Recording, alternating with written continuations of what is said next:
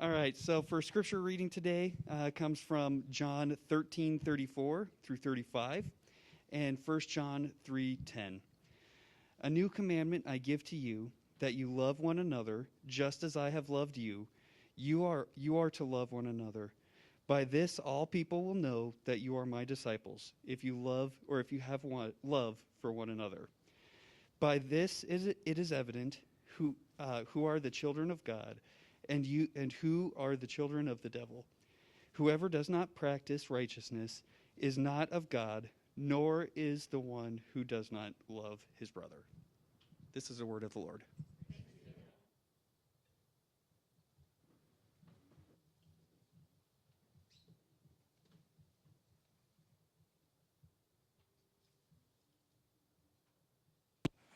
The word peace is common in most languages. People can talk about peace treaties or times of peace. It means the absence of war. And in the Bible, the word peace can refer to the absence of conflict, but it also points to the presence of something better in its place. In the Old Testament, the Hebrew word for peace is shalom. And in the New Testament, the Greek word is eirene. The most basic meaning of shalom is complete or whole. The word can refer to a stone that has a perfect, whole shape with no cracks. It can also refer to a completed stone wall that has no gaps and no missing bricks. Shalom refers to something that's complex with lots of pieces that's in a state of completeness, wholeness. It's like Job, who says his tents are in a state of shalom because he counted his flock and no animals are missing.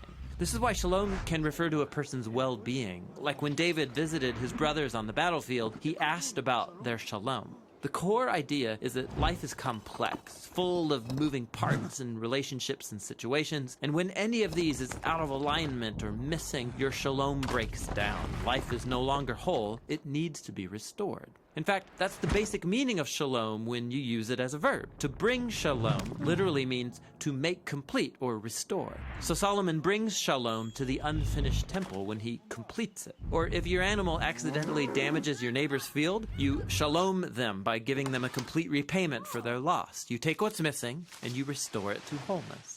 The same goes for human relationships. In the book of Proverbs, to reconcile and heal a broken relationship is to bring shalom. And when rival kingdoms make shalom in the Bible, it doesn't just mean they stop fighting, it also means they start working together for each other's benefit. This state of shalom is what Israel's kings were supposed to cultivate, and it rarely happened. So the prophet Isaiah, he looked forward to a future king, a prince of shalom. And his reign would bring shalom with no end. A time when God would make a covenant of shalom with his people and make right all wrongs and heal all that's been broken. This is why Jesus' birth in the New Testament was announced as the arrival of eirene. Remember, that's the Greek word for peace. Jesus came to offer his peace to others, like when he said to his followers, "My peace I give to you all." The apostles claimed that Jesus made peace between messed up humans and God when he died and rose from the dead. The idea is that he restored to wholeness the broken relationship between humans and their creator. This is why the Apostle Paul can say Jesus himself is our eirene. He was the whole complete human that I am made to be but have failed to be. And now he gives me his life as a gift. And this means that Jesus' followers are now called to create peace. Paul instructed local churches to keep their unity through the bond of peace, which requires humility and patience and bearing with others in love. Becoming people of peace means participating in the life of Jesus, who reconciled all things in heaven and earth, restoring peace through his death and resurrection. So peace takes a lot of work, because it's not just the absence of conflict. True peace requires taking what's broken and restoring it to wholeness, whether it's in our lives, our relationships, or in our world. And that's the rich biblical concept of peace. Okay, today I get to talk about the family identity of the church. I think Joel mentioned at the beginning when we started our services that we're in a series right now that we like to call We Are Sola. And we spent the first 4 weeks of that talking about things that are core to who we are and how we view the world biblically. And then we shifted from that to what time is it? Because that's ever the question of God's people. What is our culture doing? What time is it right now? And what does it mean for us in this day and age to embody all that God has called us to be as his people? How do we faithfully play our part in the story? So today, we're saying right now it's time for Sola Church, the church, to live as family. And so you can turn to these passages. I think it's an awesome coincidence that it turned out to be Valentine's Day on a day that I get to talk about this. So you may have noticed the theme of love comes up over and over and over again in all parts of our liturgy. The love of God, the love we have for one another. And you will find, and I was just reflecting on this as we were going through, we sang that song, I Shall Not Want. There's a cultural story of love that is radically different than the story of love that we've been given.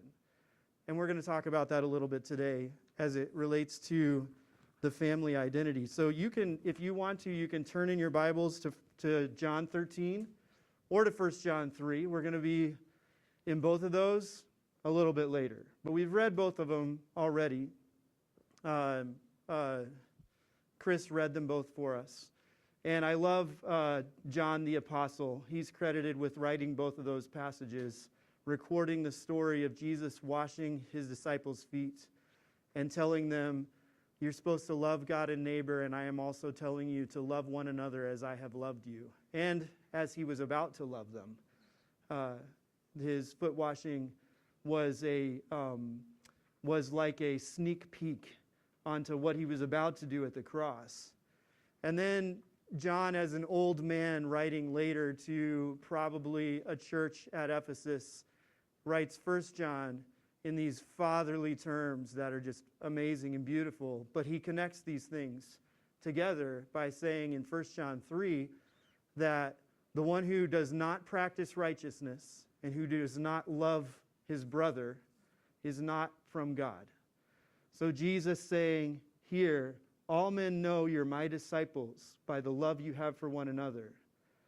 And John later taking that and saying it again in different terms, practicing righteousness, meaning right living, that's kind of an outward thing. Looking out for the good of others. And then loving your brother, the family of God, are markers of being from God. Right? So, I showed you this Bible Project Shalom video. He talks pretty fast in that, and I'd probably recommend you to go back and watch it again. But the reason why is because we talk about shalom a lot here as core to the story of God. And so I don't want to take for granted that we all know what shalom is about as a concept, not just the idea of peace by itself, but the biblical concept of shalom. And we say shalom over and over again because it sounds pretty and it's easier to say than erene. Anybody want to try to say erene? Don't, please. But the concept is something huge and core to the nature of God and to the nature of him even creating everything in the beginning, and then what he calls his people to do. And it's really that, like, this idea of shalom, the biblical idea of shalom, clashes against, I'm getting ahead of myself here, but it clashes against what the world tells us about what life is all about. It really does. And so everything, because we're steeped in our culture and we're steeped in our nation, like we have been raised, surrounded by, as one person said, several people have said so fitly, a fish in water doesn't know it's wet.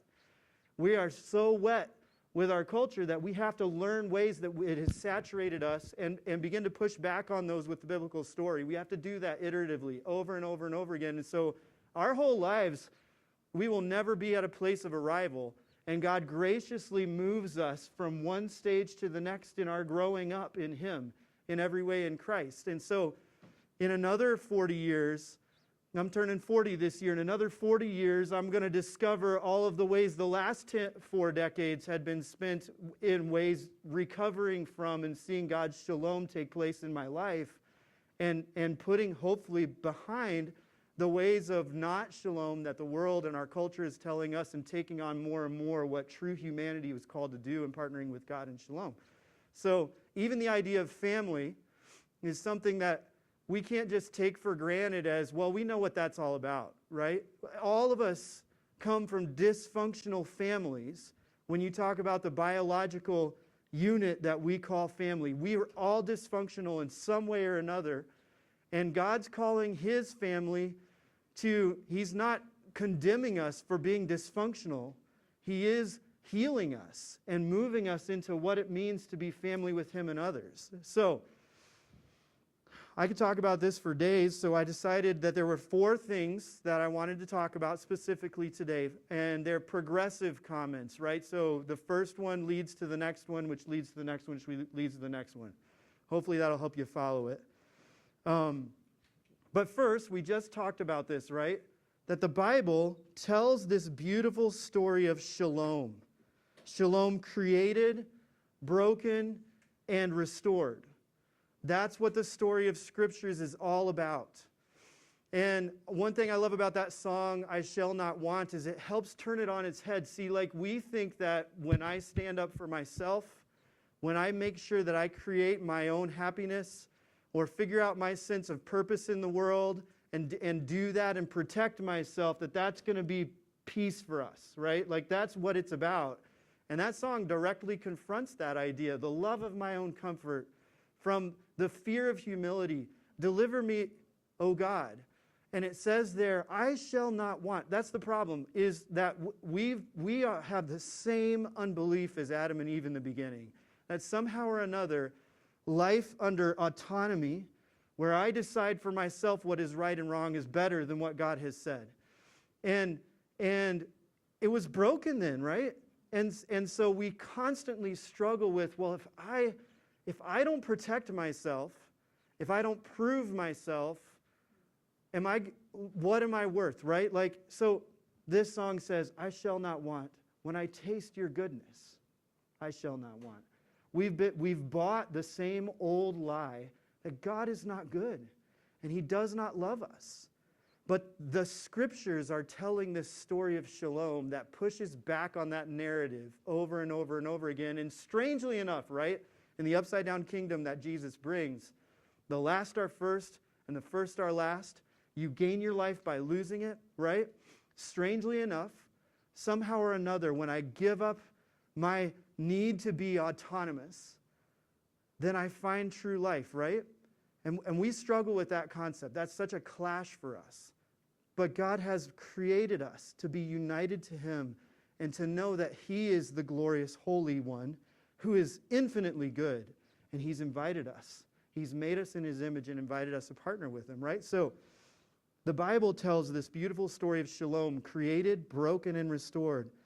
And in every section of the scriptural story, God has always called people into a special relationship with him, which he describes primarily in familial terms, as he partners with them in shalom making.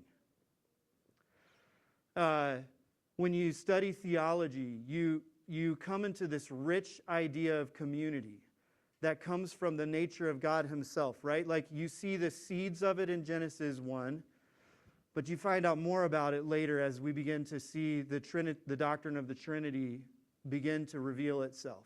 And in it, there's this beautiful sharing. Some people were like, I've heard people say before, well, God was lonely, so he created humans because he was lonely.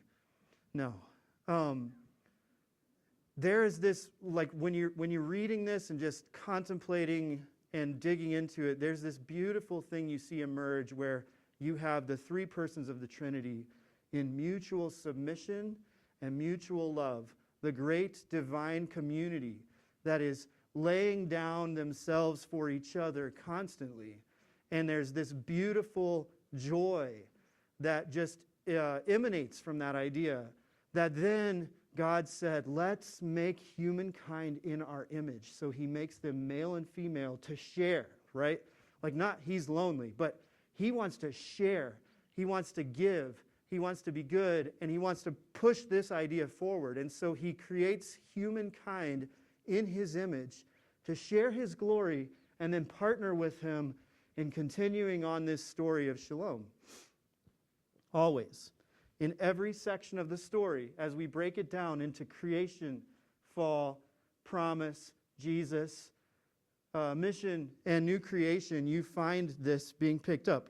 Did you know that one of the genealogies calls Adam the Son of God? Did you know, actually two genealogies call Adam the Son of God. Genesis 5, Adam is called the Son of God.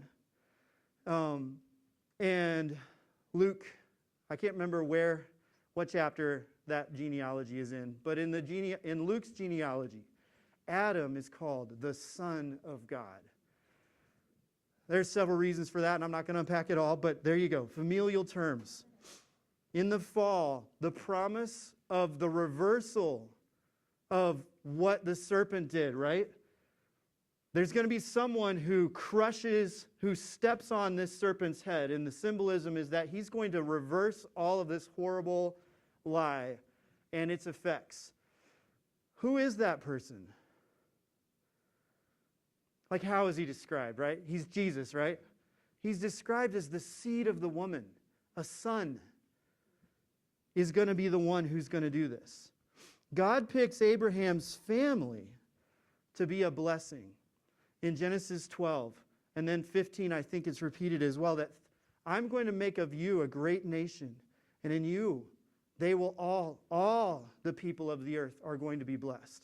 And he names him Father, right? Abraham.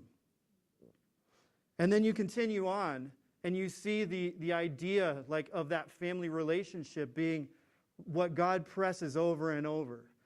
There's, after the nation of Israel has wandered far, and did you know the nation of Israel is also called God's son as well? But after it's wandered far, the prophets promise a day when God will be with them, and they'll be his people again, and he'll be their God. And that's picked up again in Revelation. When Jesus arrives, he comes as the Son of the Father, and he expresses a revolutionary idea to them. Because somehow or another, even though God is the lawgiver, they had made him that his primary identity. That he's got rules that you can't break or else he's going to be mad. Jesus comes and calls him Father. When you pray, say, don't do it like the pagans do. Don't do it like the religious ritualists do. When you pray, say, Our Father, who is in heaven. And it was scandalous to them. When you read the Gospels, you pick up how scandalized they were that Jesus would call God his Father. What? But he was describing to them the sort of relationship that it wasn't just that he has with God, but that he was bringing and unveiling to them the kind of relationship that they were to have with God. So much so that later, Paul and others are going to use this endearing term, Abba. Through the Spirit, we call him Dad. Now, I've heard people say before, well, sounds a little bit irreverent. I know it's different now. Like in some modern times, it's not as irreverent as it used to be. But I always feel a little bit weird when I see kids calling their dads by their names. That seems irreverent to me. There is something, I think, deeply respectful, but also deeply close. There's only one bunch of kids that can call me Dad. Only one. They don't call me Rob. You guys call me Rob. They call me Dad. Right? Abba. He wants you to know that he's your dad. He's got that kind of relationship with you. And then as Jesus sends out his disciples, the church, they are spoken of in terms of family with God and one another. My brothers and sisters, over and over and over again, is how they're spoken of. And then baptize them into the name of the Father. They need to know that their identity is wrapped up in this family relationship with God. Right? So, all throughout, this was the first thing. The Bible tells this beautiful story of shalom, created, broken, and restored, and God has always called people into a special relationship with him, described in family terms, as he partners with them in shalom making. Second, I'll just go here. Here's the second one. The present cultural worldview of American individualism has core values counter to the story of shalom. And I won't spend a lot of time here, but corporations create products, goods, and services to increase the bottom line for the sake of amassing power and wealth. I recently started watching Shark Tank from the beginning because I can get it on Hulu and I can start at the beginning. I love it. It's great. But there's a guy on there. Probably all know who he is. I don't know. Does anybody watch Shark Tank in here? Yeah, okay.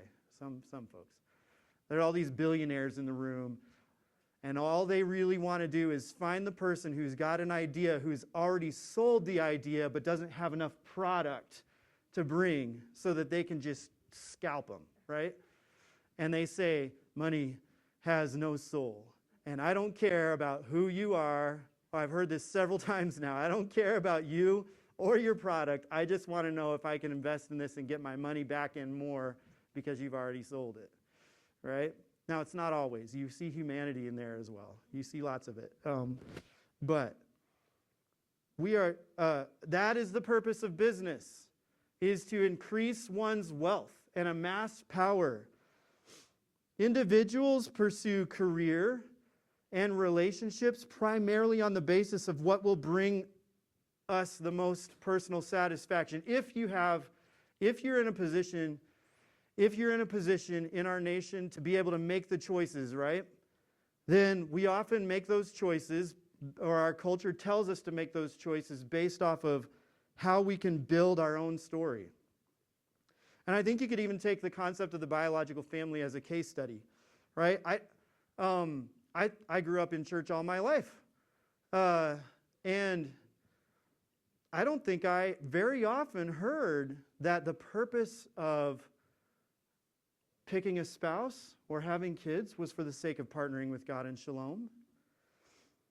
The cultural story says that career and relationships are primarily for a personal sense of worth and happiness. So from a biological standpoint, I would join with a spouse for my own gain. Like, how can I be happy? I need to find the person who fulfills me. And consequently, I can get rid of them when they're no longer doing that.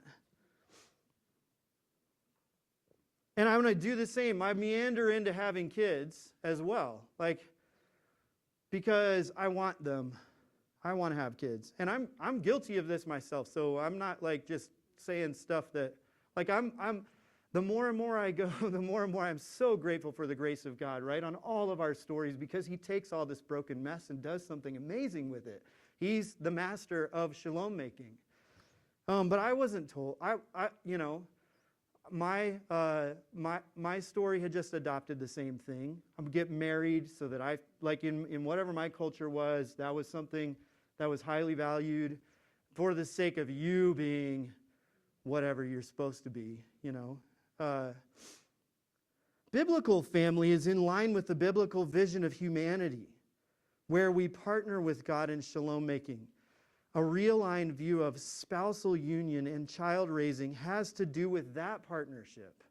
I want to be married to Julie so that we can, and I'm working on this, and you guys are my community and have held me accountable before, right? But I want to be married to her so that we can partner together with God in shalom making. I want to raise my children to realize their God-given potential for aligning their skills, talents, and passions with the needs of the world, so that they can be people who are shalom makers. When they're 18 or 25 or whatever, I hope that we can have an adult relationship where we're walking along talking about how God's uniquely crafted each one of them in his image, and that whatever that is can create good, that they can love their neighbor through it. So, the present cultural worldview of American individualism has core values counter to the story of Shalom. Third, the American church has too often operated according to the cultural worldview. And I think it's subtle, because we can sprinkle all kinds of pious, holy things on it, but we tend to conform because we're wet with this culture to the cultural story, and we need to be realigned over and over and over again to the biblical story of Shalom.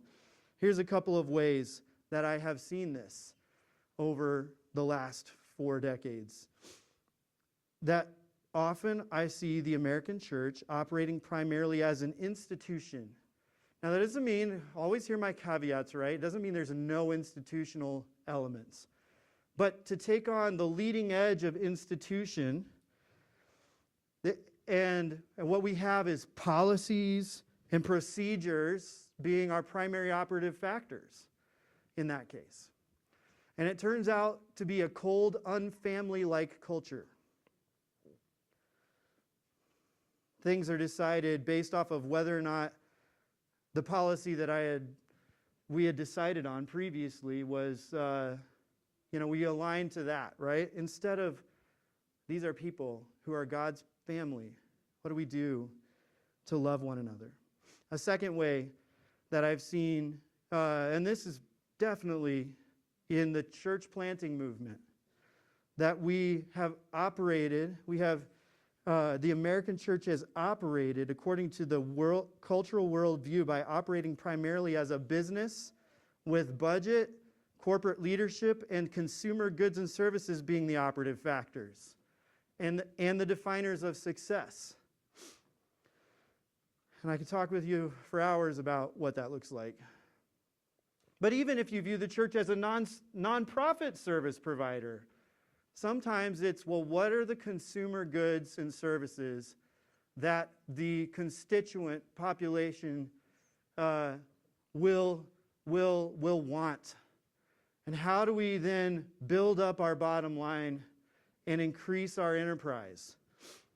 And sadly, because church leadership, and it's not just because of church leadership, but because our culture has influenced us this way, I think it leads to a consumptive approach by everyone of church, both the church leadership and the general population. Where I go to be a part of a local body, not to partner with that group of people in Shalom building as a reconciled family with one another because of reconciliation with God the Father, but I go to make sure that I'm fed and my personal spirituality is increased and advanced. I go and I judge based off of how well, and I'm stumbling right here, so I'm a good example, right? You're all going to leave if you approach it this way. I'm stuttering right now because, right, we go and we judge it based off of the person's speaking abilities or their charismatic way of keeping my attention or how good the music is. Consumptive approach to church. And again, this isn't necessarily in word. I think the majority of church leaders are going to acknowledge the concept of family as a primary identity in word. But are we also moving our church in the direction of operating as if that is true? So that leads us to fourth. We, the Sola family, we want to believe in and operate according to who God tells us we are. Family with Him and with one another for the purpose of Shalom building together. So I would say this, the primary marker and operative factor of the church and local churches, its leading edge, so to speak, ought not to be policies and procedures. It ought not to be large budgets, cultural measures of success, charismatic leaders, or the best products, consumer goods. In our realm, that would be sermons, worship music, programs, number of followers.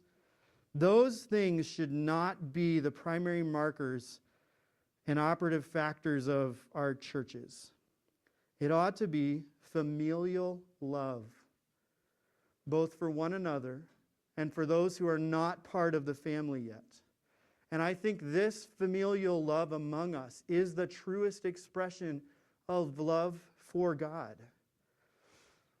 And this love takes the form of shalom-shaped service. And I'm not just making this up, okay? I look to the words of Jesus, which we read a little bit ago.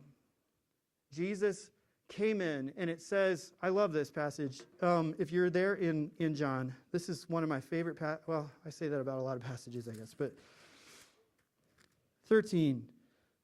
Did you ever look at this? You got to read the whole story sometime. John 13, right? Like you're in the middle of, John, the gospel writer, is moving into the passion part of the gospel story. And it says, now before the feast of the Passover, this is verse 1, when Jesus knew that his hour had come to depart out of this world to the Father, having loved his own who were in the world, he loved them to the end. Jesus loved them to the end. And then it tells the story of how he expressed that there as a precursor to how he was going to express it in the next couple of days. He takes the lowliest position.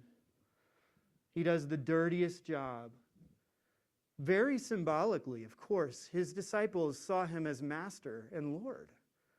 But he was the one who washed the feet. And I don't know if I have an equivalent cultural, analogy to that. But, they're walking around. They don't have paved roads.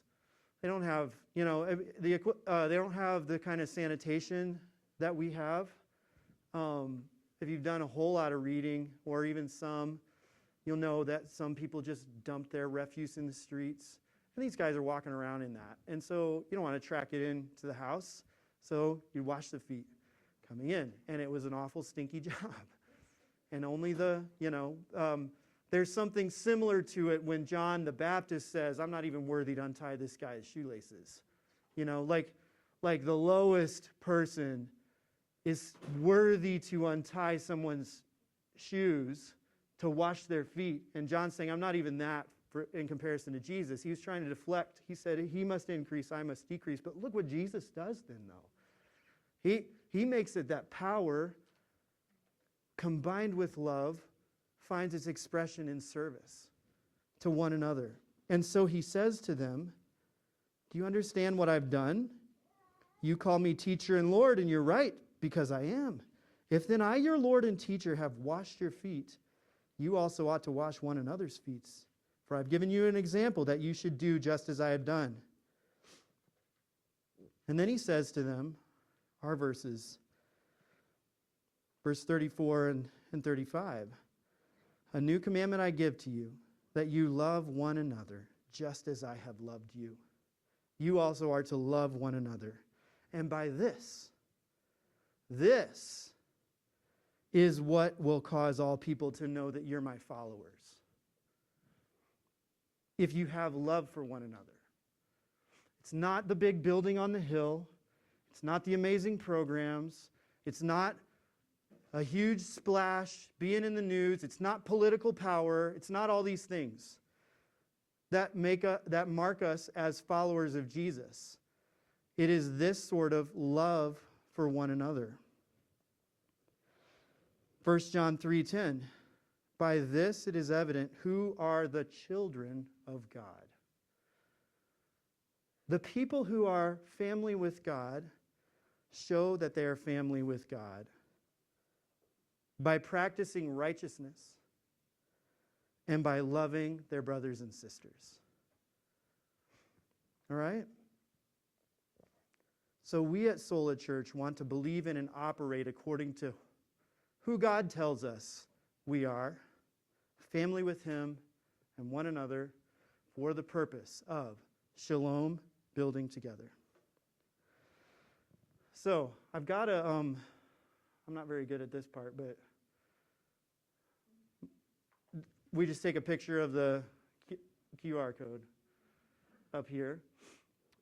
And I invite you to participate here because I don't bring all this stuff up because I think you guys haven't shown that you're disciples of Jesus. In fact, I love this church because our leading edge is not the buildings and the budgets, and you guys demonstrate God's love to each other over and over again. I've experienced it many times. So what are some ways that you have experienced or participated in the love of God's family? And you can just put up, one or two word answers. Please don't try to type with your thumbs an entire narrative. Maybe we can, maybe you can go away and share some of that with your. Can you not see it?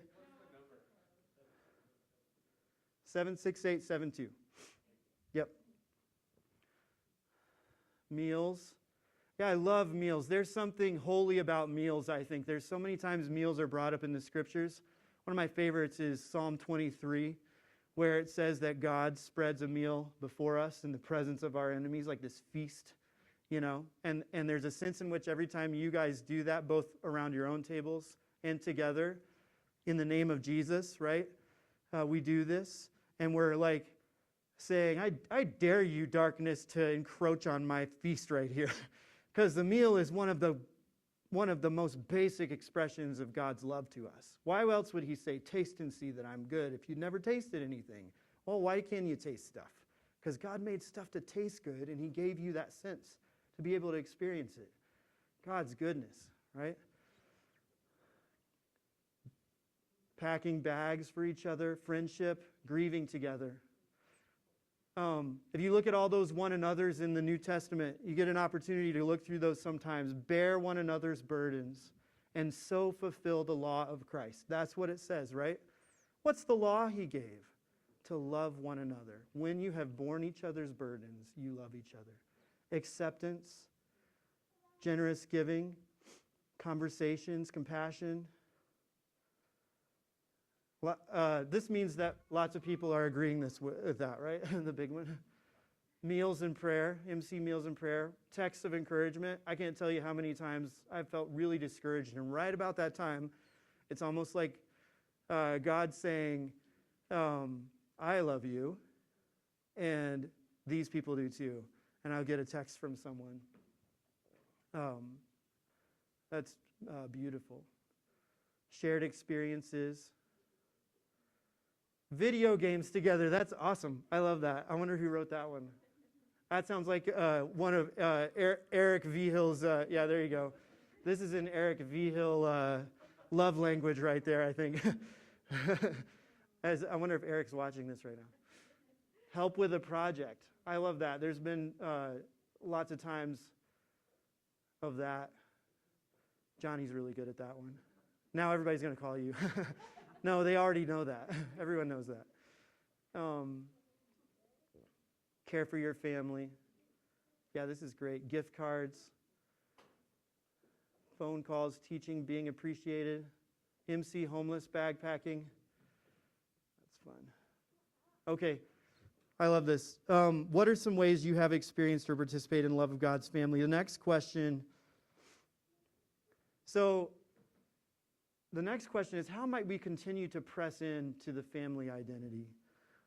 God is always moving us deeper.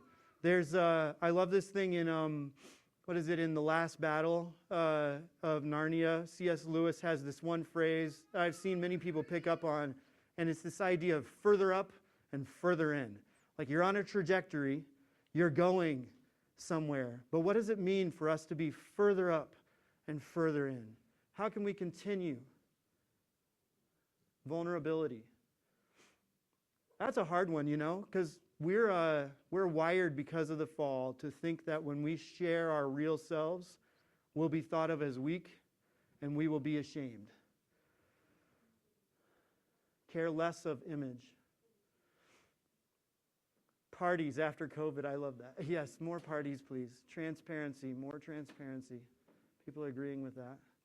Participating, open-mindedness, faithfulness, empathy, MC discussion, honest and open with each other. I'm sure that's what it says. Availability. These are ways we can grow. All right? And all of these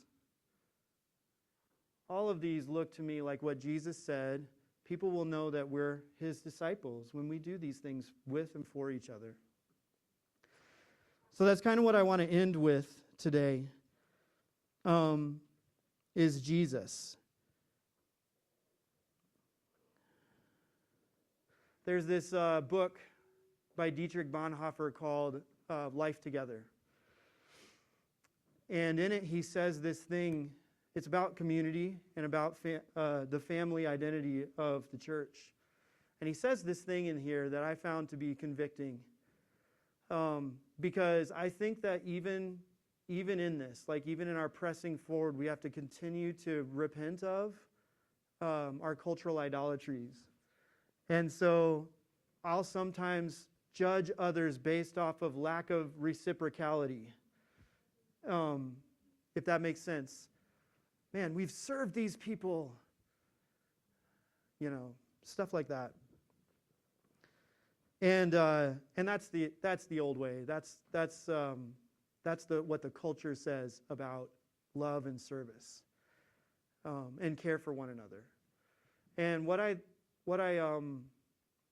love about what Bonhoeffer said in Life Together was he essentially said we need to repent of our ideal of community or our ideal of family, because nobody's going to measure up. And maybe we're imposing something very ungospel again. We tend to perpetuate, right, the lie many times without the help of the Spirit. And so what the Spirit is saying through Bonhoeffer was that family is actually an objective reality, like between us. It's there. Like it's not that, well, when everybody starts behaving like a family ought to, then family is there. And, don't you see this in your own families? I'm objectively the parents of that group over there and the husband of Julie, right? But I don't always behave in line with that. But it's objectively true. We have shared blood. And so there's a sense in which that helps us with what's going on with God. It is objectively true that Jesus, in his death, burial, and resurrection, moved us from the category of orphans to the category of sons and daughters. Regardless of what you're experiencing from one another, when you look around at all of these people who call themselves part of Jesus' story, they are objectively your brothers and sisters. It is objectively true because of the work of Jesus. And so while we pursue it, the working out of it, in a somewhat proximate way right now, right? Like we're in this overlap of time period where brokenness is still here and we sin against each other.